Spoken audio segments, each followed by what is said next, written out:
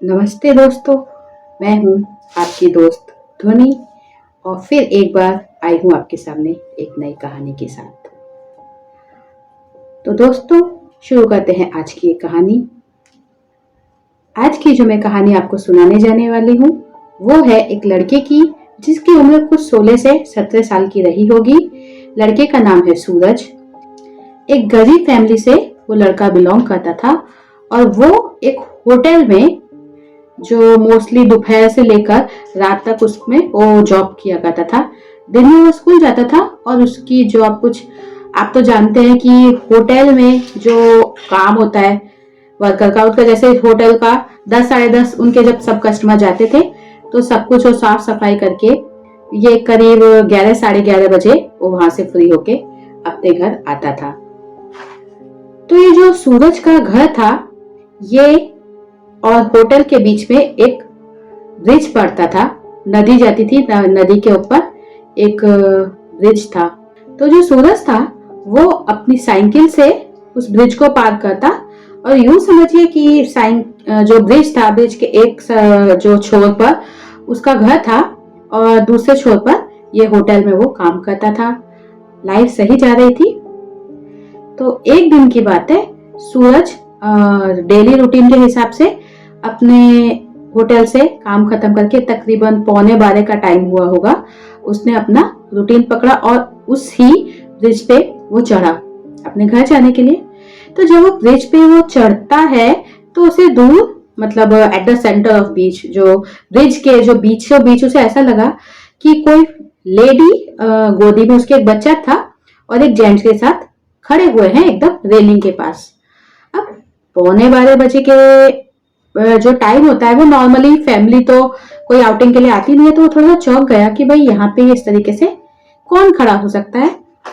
पर जैसा कि उसे घर जाने के लिए भी अपनी जल्दी हो रही थी, उसने कंटिन्यूअस अपना पैडल मारना जारी रखा और उनके वो जैसे ही ब्रिज के पुल के बीच में पहुंच जाता है तो उसने देखा कि वो जो जेंट्स खड़ा हुआ था, जो आदमी उसके लेडी के साथ था, उसने जबरदस्ती उस लेडी को गोद में बच्चा लिए हुए पुल से धक्का मार दिया।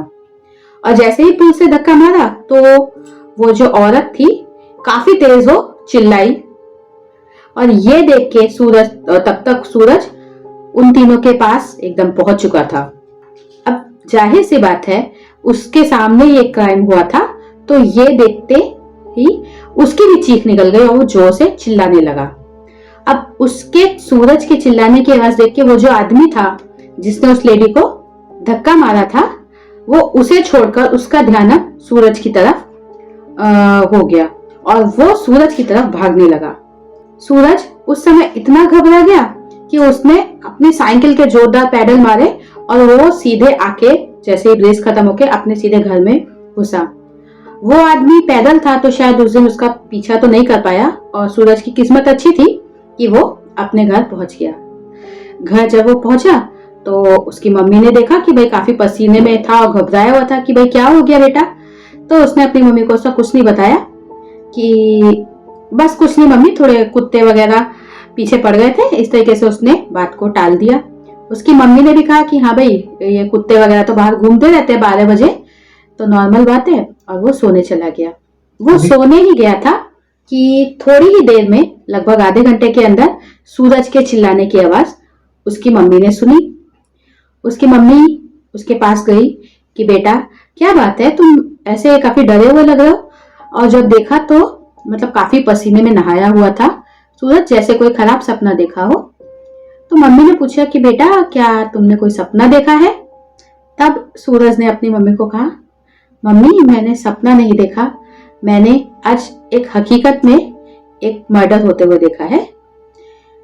और उसने जो उसके साथ रात का इंसिडेंट था उसको कह दिया और साथ ही उसने एक इच्छा भी की कि मम्मी हम सुबह जाके पुलिस को ये सब सारी बात बता देंगे। अब उसकी मम्मी काफी घबरा गई। एक लोअर क्लास से वो बिलोंग करते थे। उसने कहा बेटा ये हम कहाँ पुलिस वालों के चक्कर में पड़ेंगे, मुश्किल से हमें 2 समय की रोटी मिलती है, तो हाँ ऐसा हो सकता है कि तुम 2-3 दिन अपने काम पर नहीं जाओ। और सूरज भी अपनी मम्मी की बात मान लिया। उसने कहा चलो ठीक है। इसी तरीके से अभी दूसरे दिन पूरा दिन उसका नॉर्मल गया, कुछ नहीं हुआ। जैसे ही वो सोने गया वो नींद से चिल्ला के उठता था।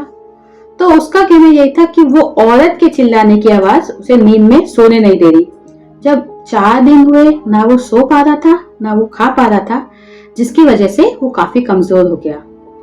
अब उसकी मम्मी ने डिसीजन लिया कि नहीं भाई, अब हम पुलिस को जाके ये बात बता देंगे, शायद हमें कोई समाधान मिल सके।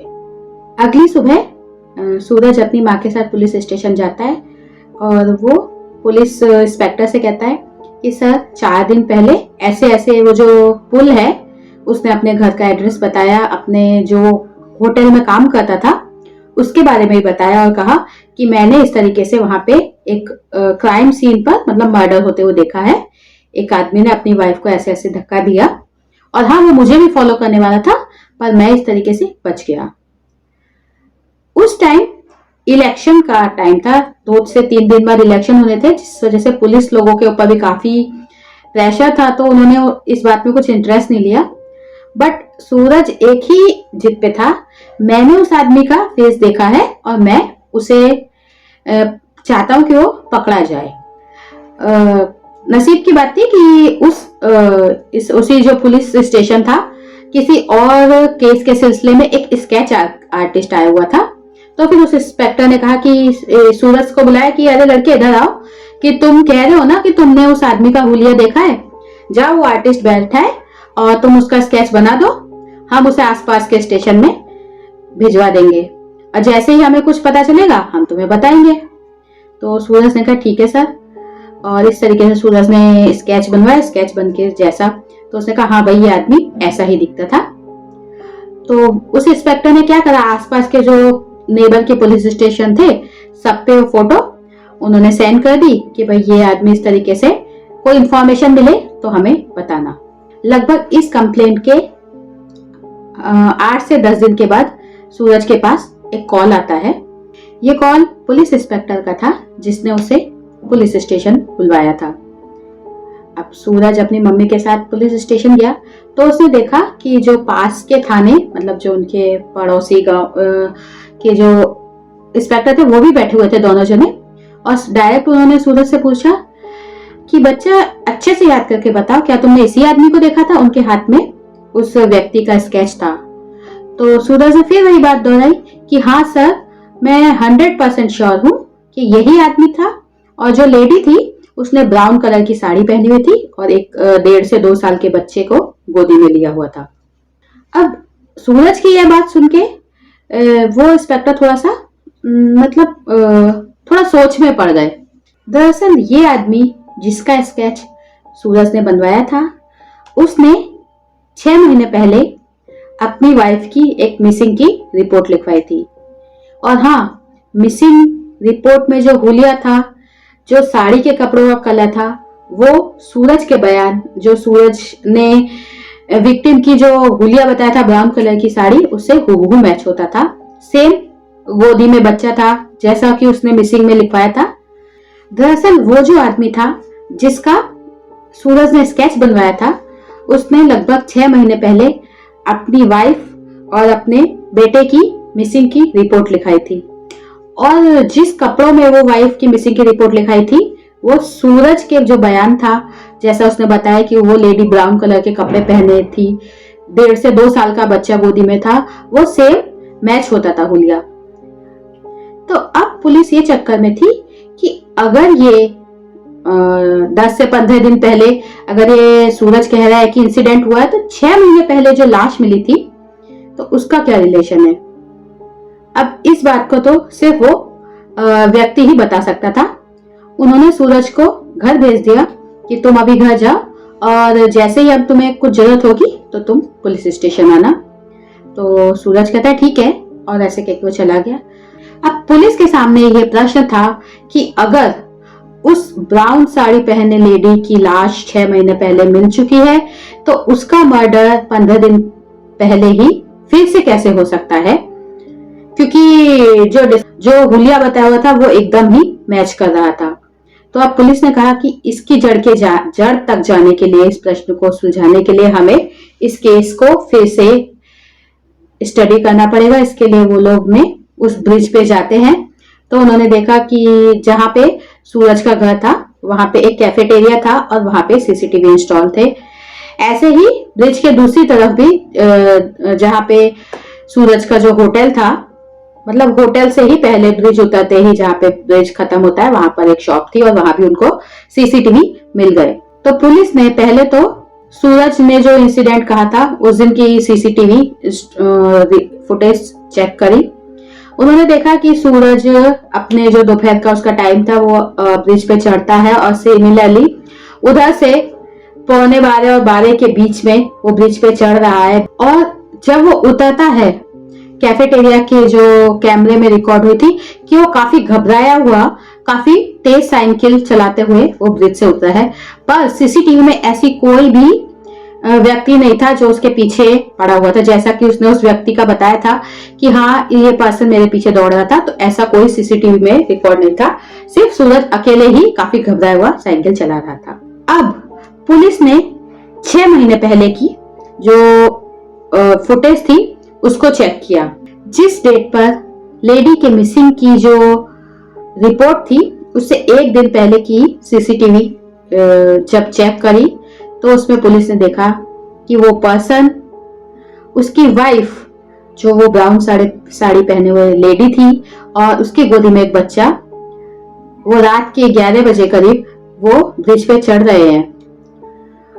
करीब आधे 1 घंटे बाद की फुटेज, पुलिस ने वो फुटेज को देखना कंटिन्यू रखा और उन्होंने देखा कि करीब आधे से पौने घंटे बाद वो जो आदमी है वो अकेले ब्रिज से उतर रहा है।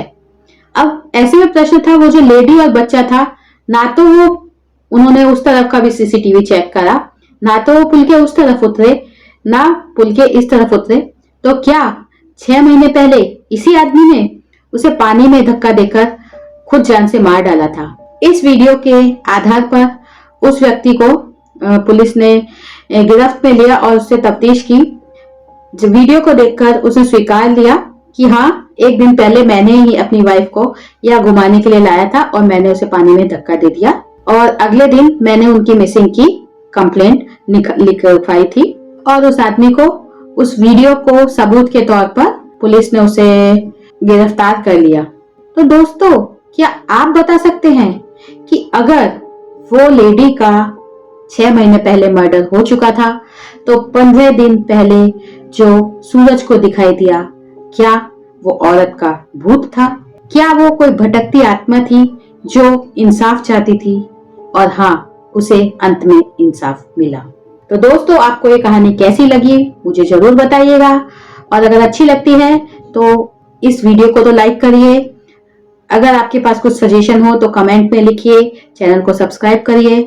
मैं जल्दी ही मिलूंगी एक नई कहानी के साथ।